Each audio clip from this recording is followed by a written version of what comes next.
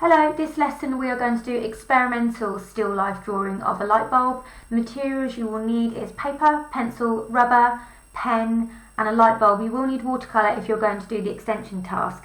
So the learning objectives are, if you're not very confident with drawing at all, I want you to be able to understand the processes of different drawing techniques by watching this video.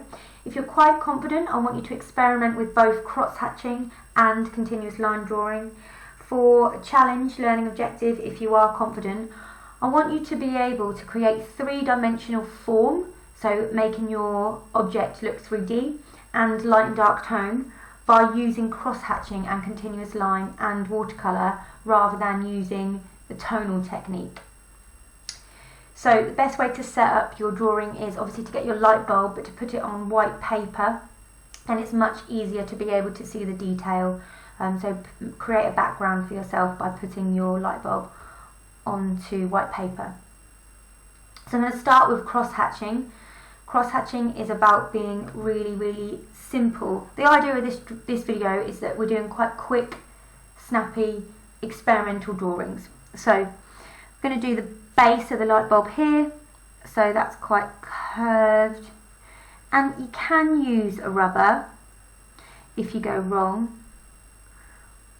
Actually, this type of experimental drawing, sometimes it's nice to keep the mistakes. The quality of the mistakes adds to it sometimes, but it's completely up to you. There's no rules with it. So I'm just drawing that shape. I'm noticing that within the little ridges it curves in. So last little bit. Don't need to press very hard with your pencil at all.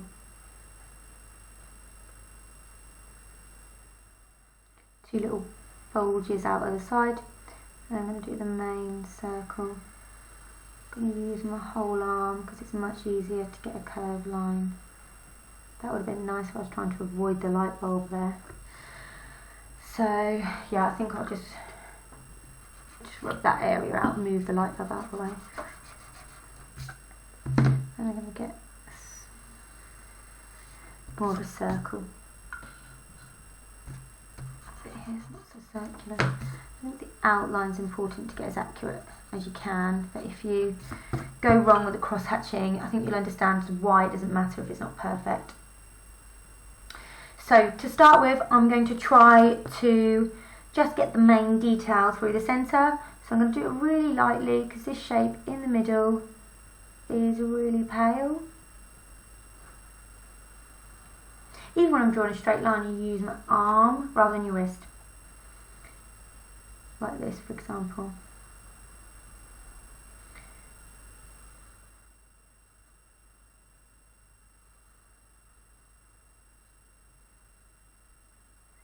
I think I pressed it a bit too hard. You really want to press quite lightly. That is not long enough.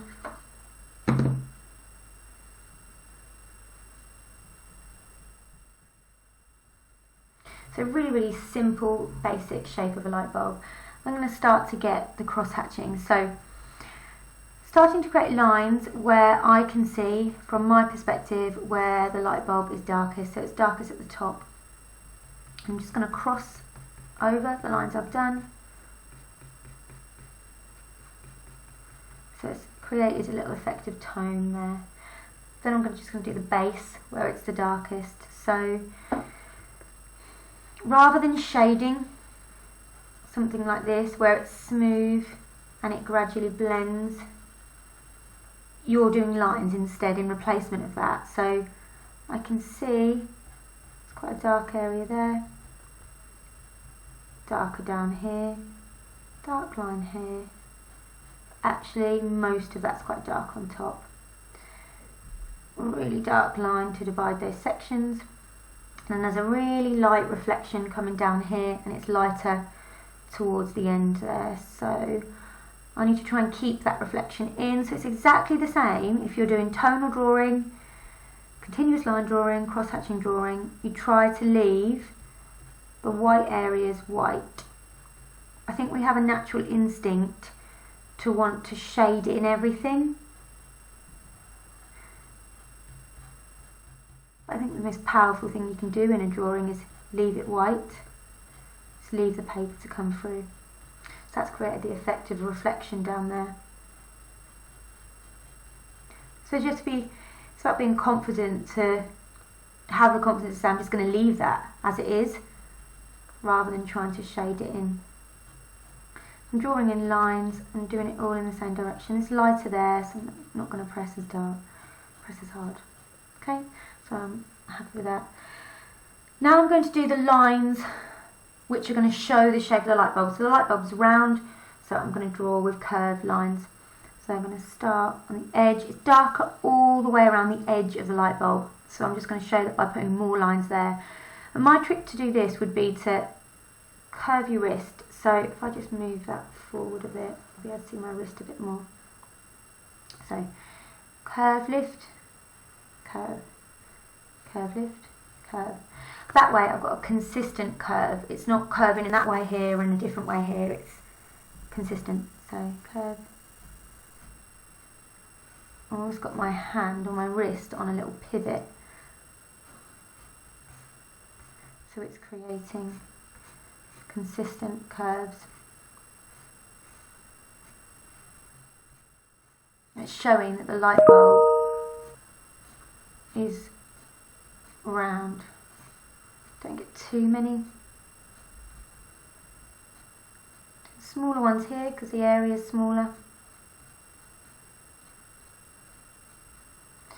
Some little ones here. That object is quite straight, so the lines I'm going to use are going to be straighter. And at the top it's quite dark, so I'm just going to use the cross technique. Going to make sure that's exaggerated and that's exaggerated, so quite dark.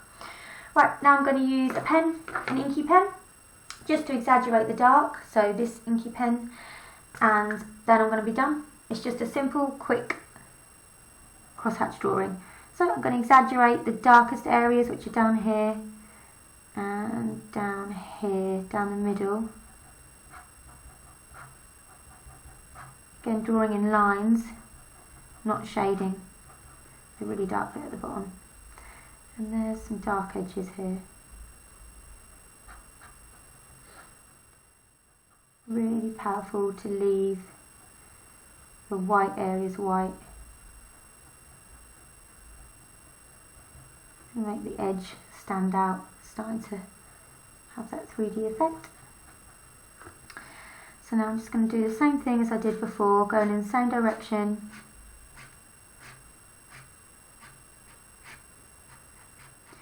So instead of shading, I'm doing lines, but I still want the idea of it fading. So when I do loads of little lines, it's going to look darker. I do medium lines, it will mean it's going to fade between dark and medium. And then bigger lines is where an area is light. And again, still trying to keep my curve consistent. So you can see that it's having the effect of fading from light to dark. If you want it to be neat on the edge, I do think having a neat edge is really important. You can just go over that edge, just neaten it up. Any little light bits near the edge need to just be added in. Go over that edge. So it's slightly smaller here. Again, and probably need to go over that edge. And that edge there. So I'm using a pen to exaggerate the dark areas. You don't have to, you could use a pencil for all of it.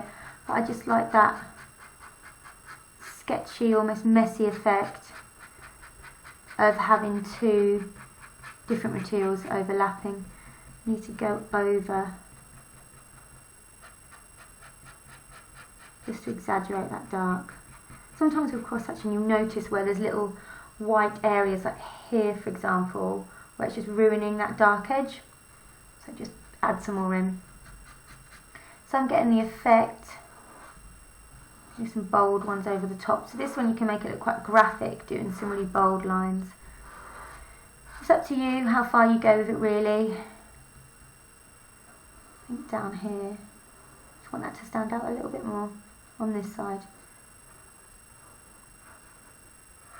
Go over that. And I could go and neaten it up, but I like that, I'm happy with that as simple line drawing using cross hatching. If I wanted to make it dark on the side, I could cross hatch rather than just using lines. You see, crossing it over. But I'm going to leave it. Okay, so now we're going to move on to continuous line drawing, which is my favourite. It's my favourite because it's quick, it's simple, and it has a quirky style to it. So I've decided to use a silver Sharpie pen because I like it. You can use whatever you like really, but I like the idea of a thick pen. So continuous line is quite graphic, really simple, and it should be quite quick. So the idea of a continuous line is that you do not take your pencil or your pen off the paper at all. So I'm actually going to start at the bottom because I like that idea of it being attached to the bottom, and I just think it's quite fun and it has a different effect. So I'm going to do that windy effect of that tube at the bottom, and you cannot rub it out with this because I'm using a pen. But if you don't like it the first time, do a couple more because these are really quick.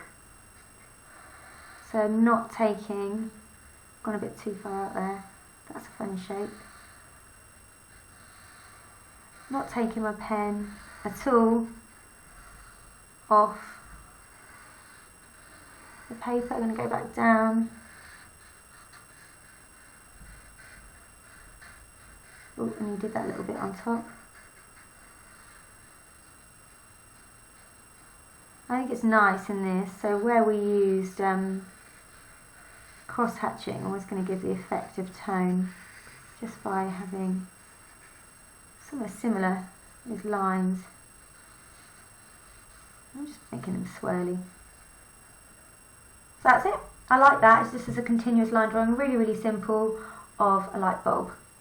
So for the extension task today, I'm going to do watercolour. I'm going to use black watercolour. It's the same as using pen and ink, but I found that I didn't have really inky pen. So instead of using watercolour here, you could use a really inky pen and just use a paintbrush and water to go over the ink on your pen. So I've just got a watercolour palette like this. So I'm going to go in the black, and I'm going to get loads to start with on my brush, because then I'm going to have quite a thick line. So just dabbed my brush into the water and swooshed it around in the watercolour. Some of you won't have watercolour, so you can use that inky pen. You could use a cotton bud if you don't have a paintbrush and just dip it in water instead.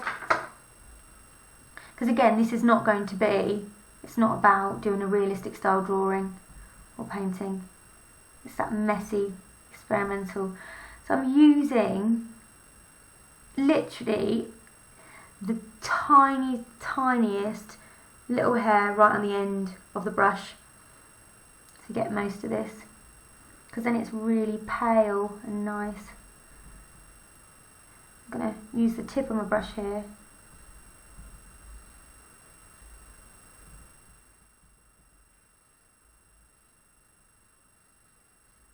to get the shape of that. So dip it in your brush. I think it should have been a bit more rounded this way. A bit more water. Smudge that. So really lightly, it's almost like continuous line. Create that middle section. And if you've done all of these videos from the tonal drawing, what you'll find after doing the tonal drawing is you'll know your object so well that you'll find this easier. Because as soon as you've done something properly in tone, you just understand the shape of the object and how it works. So it's always really good to do a tonal drawing of something first. Even if you're doing a painting of a face, for example, if you do a tonal drawing of it, it is part of the GCSE criteria that you draw from your photos if you take your own images, and it's for that reason. So I've got my watercolour in. It doesn't look like much at this stage, and now I'm just going to wet my brush and just use a brush with nothing on, so there's no paint on it, just a little bit of murky water. Just water really, and I'm going to try to fade it into the middle. So it's got that blotchy, messy watercolour. See how it's just releasing the water into the middle? That's creating my tone. So when I did cross hatching, I crossed it to create tone. When I did continuous line, I did some swirly lines, and with watercolour, just going to smudge it in. Keep dipping it in the water. So important to leave your white areas white. So the middle of this light bulb is as white as the paper, so I'm going to leave it white. Just going to fade the watercolour in, go over it so it blends. It's really dark on this side because I think I put too much paint, so I'm just going to mirror that by putting a bit more paint on this side.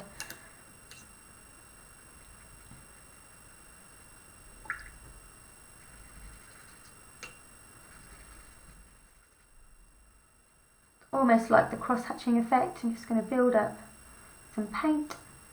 I'll show you the paint so you can see what I'm dipping in.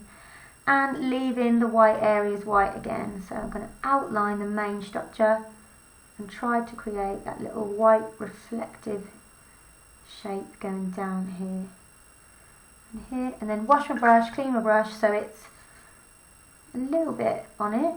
If you want it to be a lighter tone that's too dark, keep doing that until it's light. That's lighter now, so now I can do that bit because that's a lighter tone. It's the same as not pressing as hard with your pencil. It's a bit messy here, so I'm just going to try to neaten that. But that is the style of this really.